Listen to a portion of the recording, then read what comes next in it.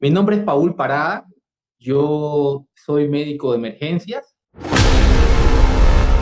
Venía caminando una persona lo que diríamos nosotros gringo, ¿no? Una persona europea, choco, rubio, alto, blanco. Hermano, ¿qué pasó? ¿Qué te ayudo? ¿Qué necesitas? Y él en perfecto español, pero en perfecto castellano me dice, sí, por favor, necesito ayuda. Y es aquí donde yo veo una nave espacial, el típico platillo volador, si usted quiere. Hola a todos y bienvenidos una vez más al canal Verdad Oculta. Os traigo a Jorge Suxdorf, un especialista. Documentalista, sí, pero también tiene un canal de YouTube. ¿Nos puedes decir, por favor, cómo se llama tu canal de YouTube? Es mi nombre, que es Jorge Luis Suxdorf, pero en realidad poniendo @lahuella_ovni, que también es el nombre de mi podcast, se llega perfectamente al canal.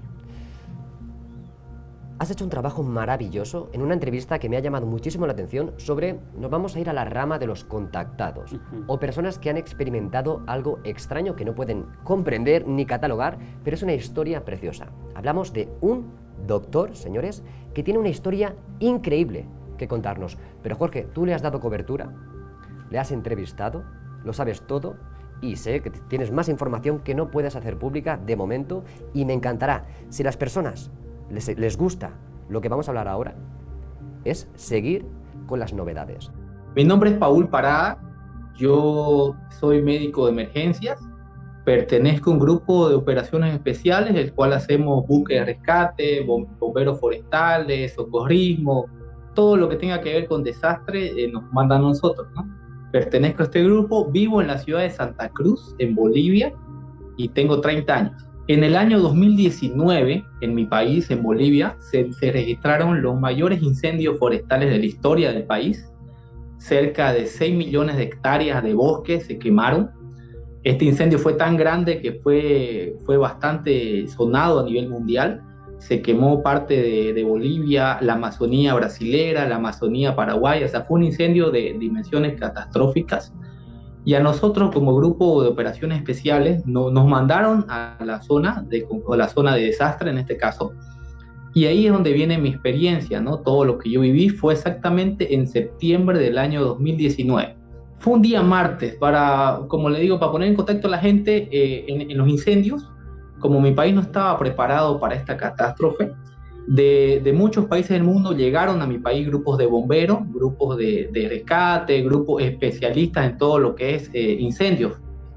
Dentro de todos estos grupos habían llegado a mi país muchos grupos de franceses, gente de USAID, de UNICEF, bomberos norteamericanos, de Latinoamérica hubieron muchísimos mexicanos, brasileños y demás. Una noche de un día martes de septiembre, yo fui en este caso como médico, yo fui de apoyo en salud, dado que es muy poco los médicos que hay con formación en emergencias y desastres. Es muy difícil que un médico de consulta vaya a meterse a los incendios, ¿no? Arriesgando vida y arriesgándose.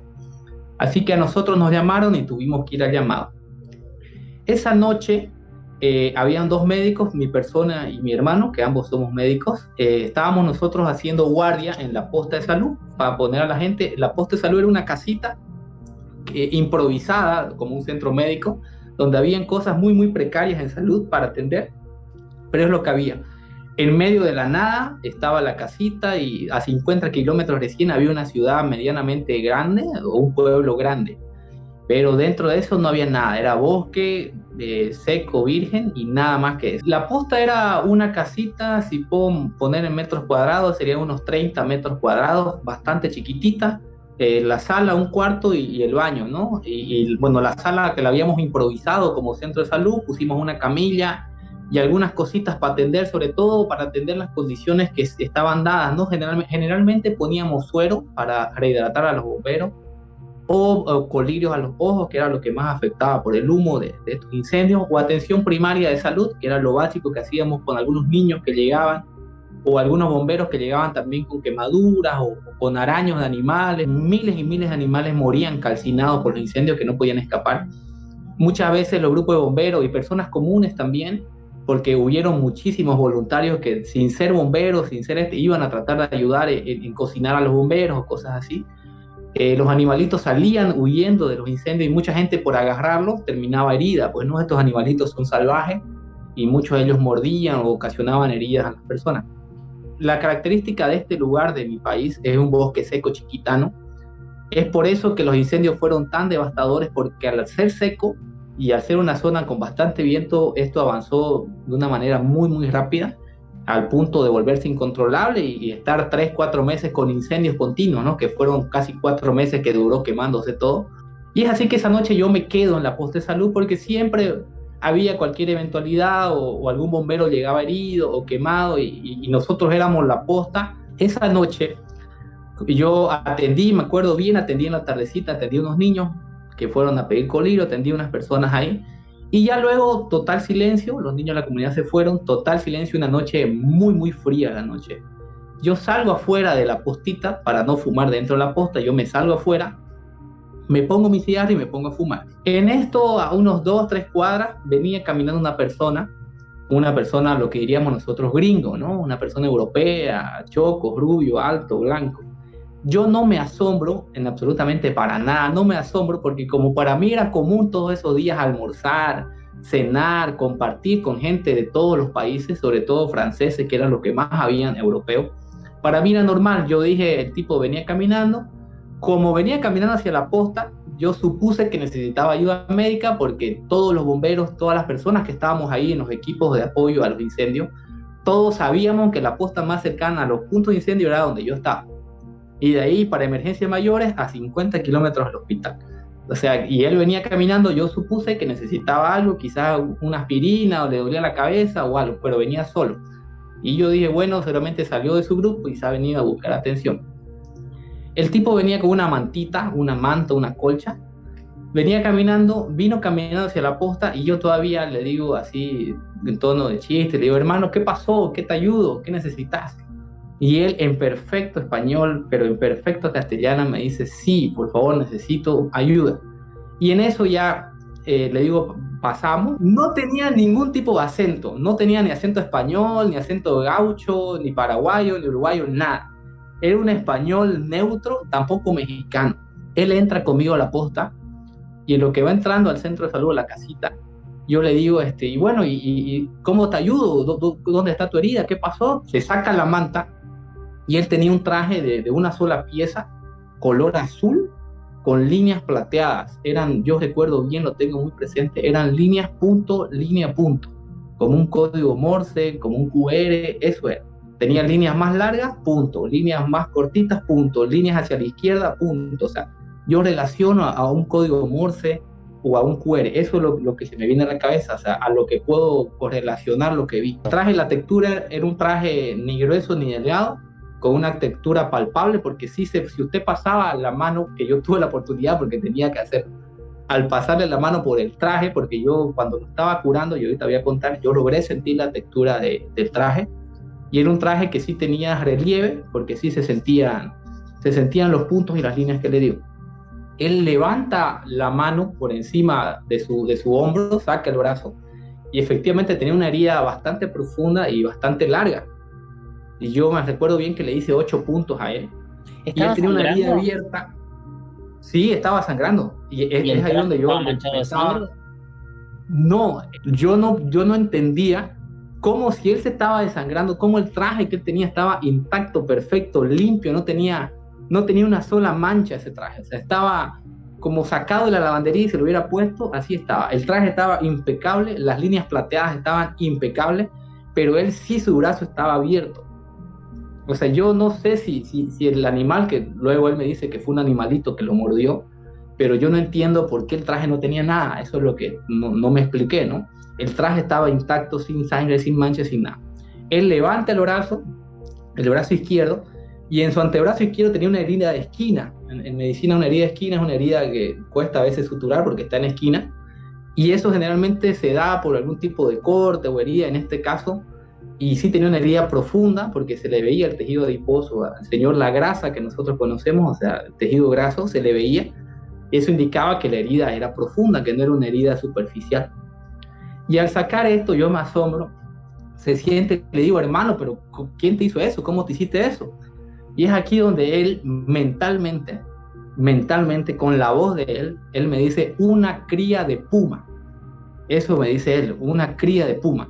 Pero cuando él me dice esto, yo lo miro con una cara así de estupefacto, porque yo me doy cuenta que efectivamente, y él también se da cuenta de que él no me habló, sino que me lo dijo por la mente. Y sé que no era mi imaginación ni nada, porque al mirarlo yo, él también me mira y se da cuenta de que realmente lo dijo por la mente. Yo me asusto mucho, me pongo así estupefacto, y él me pone la mano en el brazo, en el hombro, y mentalmente me vuelve a decir, todo está bien, tranquilo, todo está bien. En ese momento ya fue donde yo me asusté, pensé de todo, en ese momento también quería salir corriendo, dije salgo a la calle, pero de ahí a dónde corro, a dónde voy, son las 11 de la noche, ¿qué voy a hacer por la calle? Por ahí está con alguien acompañado, o sea, no supe qué hacer, me asusté mucho, pero en ese momento lo único que hice fue poner mi mente lo más en blanco posible, no quería pensar, no quería nada porque tenía miedo que él pueda leer mis pensamientos, Sí. y no hice nada. Lo único que hice fue, traje mi equipo, empecé, primero le limpié la herida, y limpiándole la herida me doy cuenta de que es completamente normal, un brazo normal, sangre normal, sangre ni viscosa ni espesa, sangre completamente normal la sangre, y le veo el tejido lo empiezo a limpiar y calladito, ni él ni yo, los dos calladitos, yo no quería ni levantar la cabeza mientras lo estaba haciendo la sutura porque tenía miedo, y como le digo, puse mi mente lo más en blanco posible para que él no pueda saber qué estoy pensando. Inclusive en ese momento así tenía como flashback en la cabeza, yo decía, pero si ahorita lo dopo, le doy algo para que se duerma, salgo corriendo de aquí, le digo, o sea, tantas cosas que se le pasan uno por la cabeza. Traté de estar lo más en blanco posible para que él no pueda, intuí yo que él podía leer lo que estaba pensando. Así que hice mi trabajo lo más rápido que pude, que inclusive fue lento porque tardé creo que 40 minutos en suturarlo.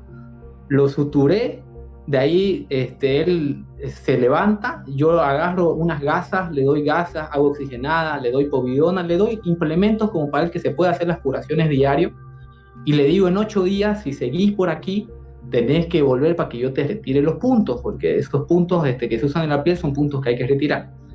Y le digo, tenés que volver en 8 días. Y es ahí donde él se levanta y él me dice, me siento débil. Lo que a continuación vas a ver, que no te asustes. Me lo dice hablando, nada de telepático ni nada, me lo dice hablando. Lo que a continuación vas a ver, que no te asustes. Caminamos hacia la puerta y yo, como le digo en la charla que tuvimos reciente, yo me estaba imaginando lo peor, yo dije, me van a abducir, me va a secuestrar ¿qué me va a hacer? Inclusive todavía tenía en la mano unas tijeras con los que había terminado de cortar los puntos, y yo dije, bueno, si me quieren hacer algo, me defenderé, pues no, tantas cosas que uno puede pensar. Salí con él a la puerta, y en lo que abrimos la puerta, en la noche del bosque, en lugares así donde no hay luz artificial, la luz de la luna ilumina perfecto, ilumina muy bien los lugares. Y es aquí donde yo veo una nave espacial, el típico platillo volador, si usted quiere, con ventanas cuadradas. Las ventanas eran perfectamente cuadradas. Yo logré ver 6, 7 o 8 ventanitas cuadradas alrededor de la nave. La nave estaba en completo silencio. No tenía luz, no emitía ningún tipo de sonido y estaba quieta, no se movía ni para la derecha ni para la izquierda, nada. La nave estaba súper quieta, color plateado, quietita, sin luz, sin nada. Debajo de la nave habían 2 extraterrestres grises, o bueno, no diré extraterrestres, pero 2 personitas grises, chiquititas. Yo calculo 1 metro, no creo que tuviera más de 1 metro. 1 metro, bien chiquititas como niños, con el mismo traje de este señor, pero no eran grises, eran color verde pálido, un verde bien pálido. Estos grises empiezan a caminar hacia donde estaba él. Perdón, yo lo acompaño. ¿Vos los veías verdes y la luz que tenías para verlo, que era la luz de la luna, o porque decís que el objeto no tenía ningún tipo de luz? Discover Thailand like never before with liveaboard.com. No tenía ningún tipo de luz, pero yo, ¿por qué digo que los vi verdes? Porque la luz iluminaba, donde estábamos nosotros iluminaba, el único foco, la única fuente de luz que yo tenía era el que había dentro de la casita. Pero como yo le hablo, este lugar es un bosque virgen, o sea, cuando hablo de bosque, No me refiero a vegetación ahorita verde, súper gigante, no. Es un bosque seco. Esta es la característica de este tipo de zona de mi país. Al ser un bosque seco, los árboles no tienen hojas porque lógicamente es un bosque seco, ¿no? Es como un bosque de invierno, si usted quiere, así, de otoño, las hojas caídas, seco, seco, seco. Entonces, la pregunta era esa, ¿cómo te dabas cuenta que ¿Por eran qué sé que son verdes? Claro, ¿por qué sé que son verdes? Porque uno, la luna iluminaba, pero perfectamente esa noche, o sea, se veía, o sea, se podía ver más allá. Yo veo la nave, no, como le digo, la nave no tenía luz, no tenía nada. Pero veo a estas dos personitas que se vienen caminando. Al venir caminando hacia él, yo llegué a estar a unos 100 metros de estas personas, de estas seres. Y fue a esa distancia que yo le digo que eran verdes, porque yo los vi y no eran grises. Eran verdes, pero un verde muy, muy pálido, verde agua, si usted quiere, pero un verde pálido, no eran grises. Era un verde pálido. No le miré las manos, no miré nada, porque yo realmente estaba concentrado en que ellos no me hagan nada. Lo acompaño a este señor, pero ya no tuve los huevos, si usted quiere, bueno, o sea, tampoco le iba a decir, pues chao, ya, que te vaya bien, porque estaba con mucho miedo, tenía mucho miedo. Yo lo acompaño, cuando ya veo que está a una distancia prudente, le digo, bueno, me entro, ¿no? Y él me hace el gesto de ok, el gesto de Terminator, así, me hace ok y me dice, gracias, Paul. En ningún momento yo le dije mi nombre, no le di mis datos, nada. Él me dice eso, yo vuelvo a la casita, no sé si el tipo se fue flotando en una luz, si subió por luz, no sé si la nave aterrizó y ellos subieron, no sé. Yo me entré a la casa, me senté donde lo había suturado y lo primero que se me vino a la cabeza fue, tengo ADN extraterrestre aquí conmigo, tengo gasas llenas de sangre de este tipo. Yo decía, debo ser la primera persona en el mundo que tiene esto, o sea, tengo con qué probar lo que me ha pasado. O sea, si alguien no me cree, pues acá yo tengo todo, o sea, si alguien no me cree, yo tengo aquí las gasas que están con sangre de este señor, tengo aquí todo manchado, inclusive mi chaleco de bombero estaba con sangre, porque cuando él me tocó el brazo, su brazo estaba con sangre, se quedó todavía, el chaleco sigue manchado hasta hoy día, todo eso lo conservo, no he tirado nada. Y ahí me pongo a fumar dentro de la casa. Y como le digo, no supe en qué momento amaneció, yo di vueltas toda la noche, no quería yo mirar ni por la ventana, o sea, yo estaba en un estado de pánico total. Tenía mucho miedo, tenía miedo que me toquen la puerta y sean estos seres chiquititos, porque el señor, si bien me asustó mucho, no sentí yo el pánico que sentí con ver a los seres. Claro. Ahí sí sentí pánico, o sea, porque este señor, como le digo, no sentí yo que tuviera malicia, no sentí yo que me fuera a hacer daño en ningún momento. ¿Nos puedes poner en situación, por favor? Sí, el doctor es Paul Parada, es un médico boliviano que también es bombero y que en el año 2019, antes de la pandemia, estaban combatiendo un incendio muy muy grande en Bolivia con dotaciones de bomberos de todo el mundo, y que una noche él se queda solo en su puesto sanitario mientras su equipo sale a apagar uno de los focos de incendio, y ahí se encuentra con una persona rubia muy alta, él describe de más de 2 metros de altura, que estaba tapado con una manta boliviana con signos del gobierno y demás, que a él le llamó la atención, pero él pensó que era tal vez un bombero francés, un bombero alemán. Cuando empieza a hablar le dice que necesita ayuda, y lo que primero le llama la atención es que habla un perfecto español. Él no distingue si tenía algún tipo de tono para decir si hablaba como boliviano, como español, si tenía algún tipo de acento, pero lo lleva dentro del puesto sanitario. Lo que cuenta es que cuando se quita esa manta, esa frazada, tiene como un traje, como una especie de neopren de color con muchos puntos y rayas, muy extraño, y que en un momento se baja desde el cuello y tiene una herida muy grande en el hombro. Lo primero que le llama la atención es que la herida tenía mucha sangre, pero esa sangre no había manchado este traje. Eso le llamó la atención, pero bueno, su trabajo era ayudarlo, y le dice, ¿qué te hiciste, hermano? Y acá es donde pasa la cuestión más extraña, es que él dice que telepáticamente, él lo escucha dentro de su mente, que este señor le dice, fue un cachorro de puma. Wow, es decir, un cachorro de puma arañó o atacó a esa persona. Entonces esa persona, ya extraña de por sí, alto, caucásico, rubio, grandote, casi 2 metros. Más de 2 metros. Más de 2 metros, le dice que le ayude, que le sane, que le cure. Sí, pero se lo dice sin decirlo, o sea, él lo escucha dentro de su mente. Espera, telepatía. Sí, Wow. es lo que a él le pasó y a él le generó un miedo muy grande, él se asustó mucho y obviamente empezó con su trabajo médico, empezó a curarlo, empezó a coserlo, mientras por su mente, él le hice muchas entrevistas, empezaban a pasar muchas cosas y entre todo eso que pasaba él decía, intentaba poner la mente en blanco porque no sabía si este ser le estaba escuchando, o este hombre le estaba escuchando todos los pensamientos o no. Y es como una tortura muy grande. Él está 45 minutos, un poquito más, hasta que lo termina de curar. Y lo que cuenta es que le baja la presión y lo acompaña afuera. Y cuando van al exterior, se encuentra con un objeto flotando a pocos metros y con dos seres que él describe muy, muy bien, muy pequeños, que para él eran tipos robóticos esperándolo.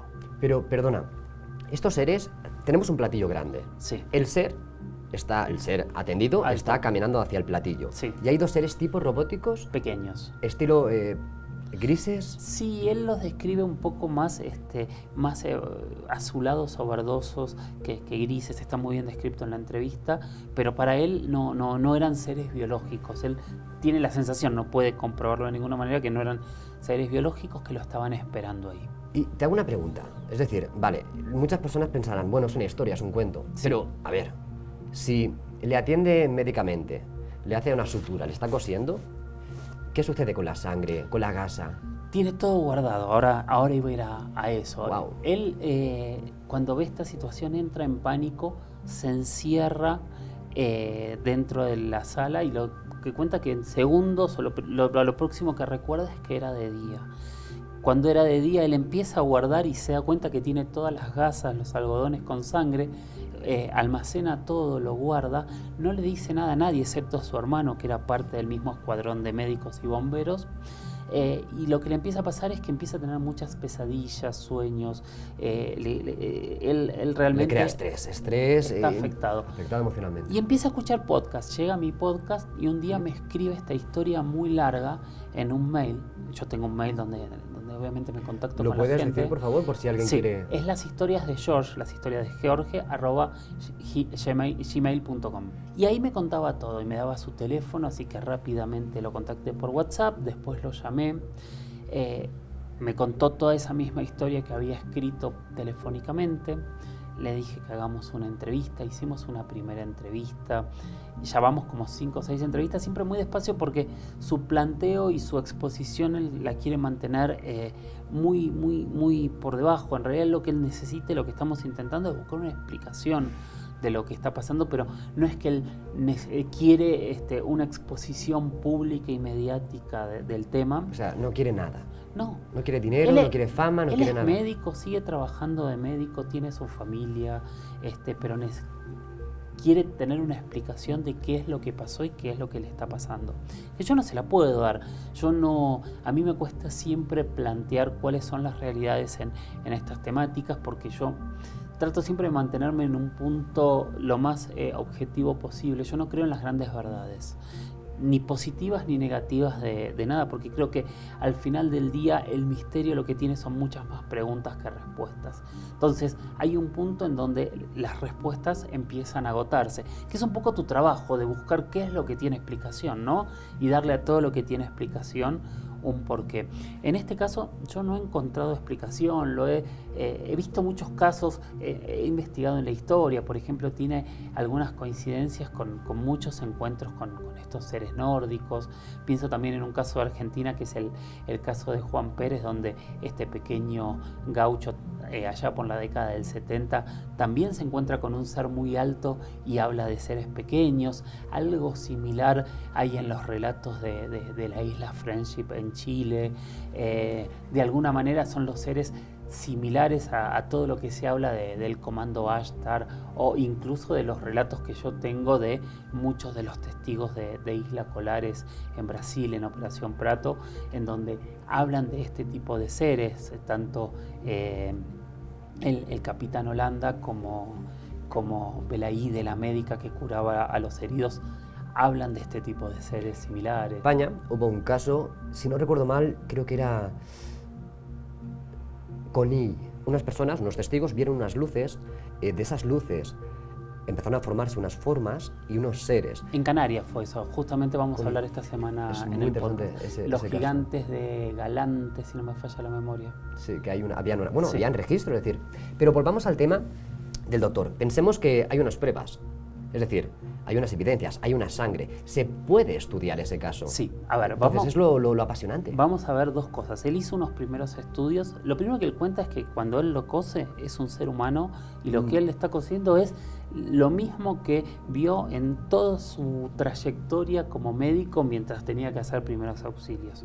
Y las primeras pruebas que hace de laboratorio todas las pruebas son normales. Ahora estamos trabajando en ver si podemos generar unas pruebas un poco más complejas para ver si logramos entender algo más. Pero lo que explica es, todo fue normal, excepto cuando empieza a hablar telepáticamente, de golpe le habla por su nombre y lo tranquiliza, y lo que pasó cuando salieron al exterior y se encontraron con toda esta imagen. Pero todo el resto del contexto, obviamente también el traje era extraño, por supuesto, pero el contexto era, él dice, yo vi un ser humano, claro, pero que no me habló sin hablarme. Y después pasó lo de ese objeto o esa situación que él habla. ¿El señor tenía experiencia con lo paranormal, Ninguna. con lo misterioso, con los ovnis? ¿Nada? Nada. ¿No le atraía, no conocía? Hay muchas personas que me escriben y, no creían en todo esto. Pero a través de sucesos, avistamientos, experiencia, sueños, pues tienen la necesidad de aprender. ¿Y a quién acudes? Fíjate tú, una persona que tiene una experiencia así, una persona doctora, un médico, ¿a quién acude? ¿A la policía? ¿Llamo a la policía? ¿Esta es mi experiencia? ¿A especialistas? Claro, es un mundo muy interesante. Tengo una gran pregunta. Sí. Cuando se acerca este individuo, vamos a llamarlo hombre extraño con traje, detrás no estaba la nave llega. No, la nave está cuando... La nave o la luz, o sea, no, a mí no me gusta hablar de nave por más que su registro y su relato es muy exacto.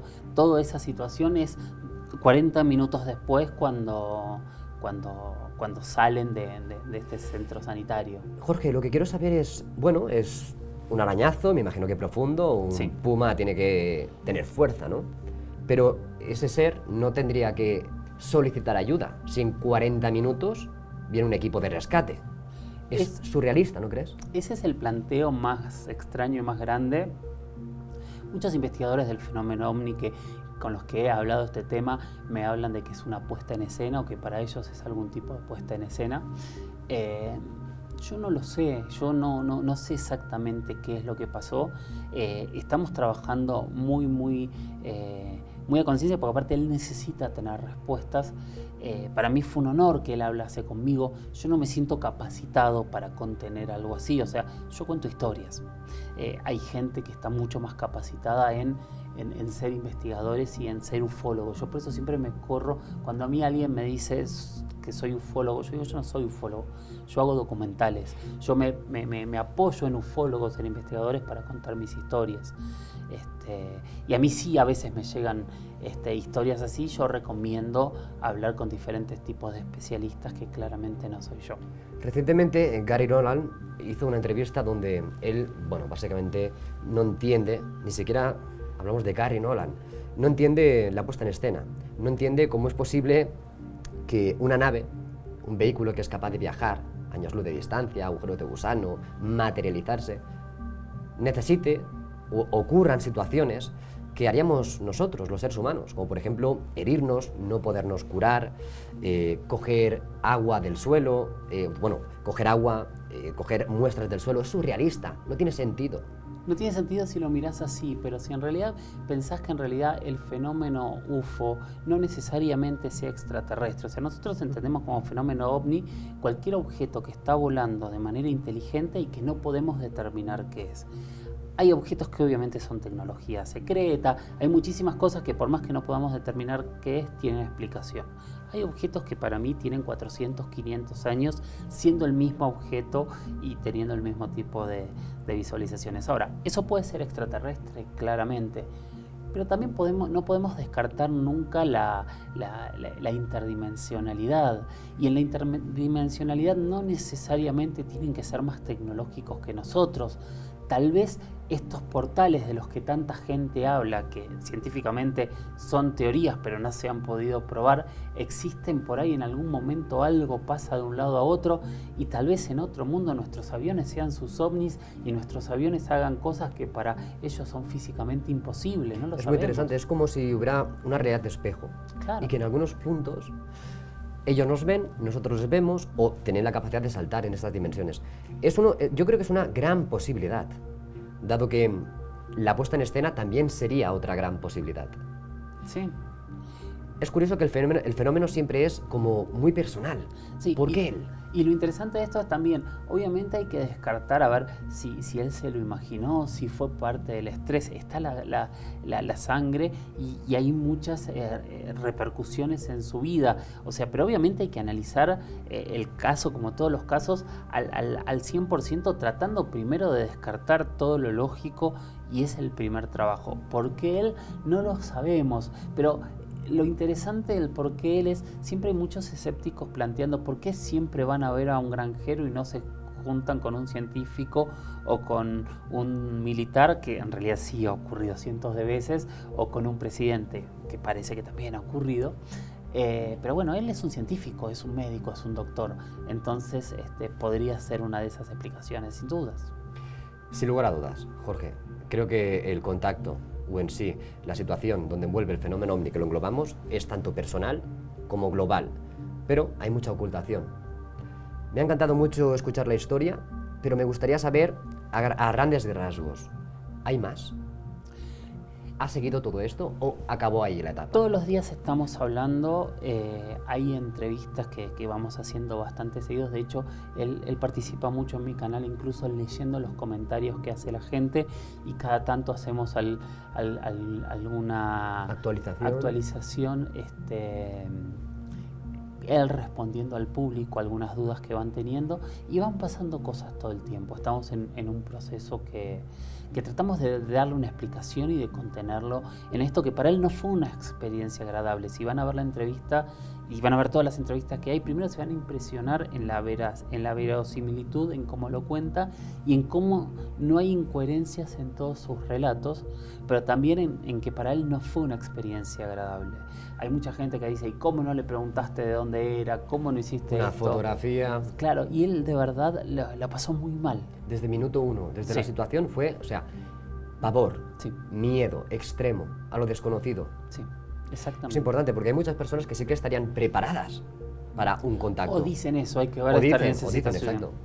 O sea, hay mucha gente en teoría puede hacer cualquier cosa, pero hay que estar en una situación para saber cómo Extrema. no va a actuar. Jorge, me ha encantado muchísimo escucharte, este testimonio que creo que es muy interesante y que hay que estar encima. Y ha sido un auténtico placer, Jorge. Muchísimas gracias. Gracias, Nacho.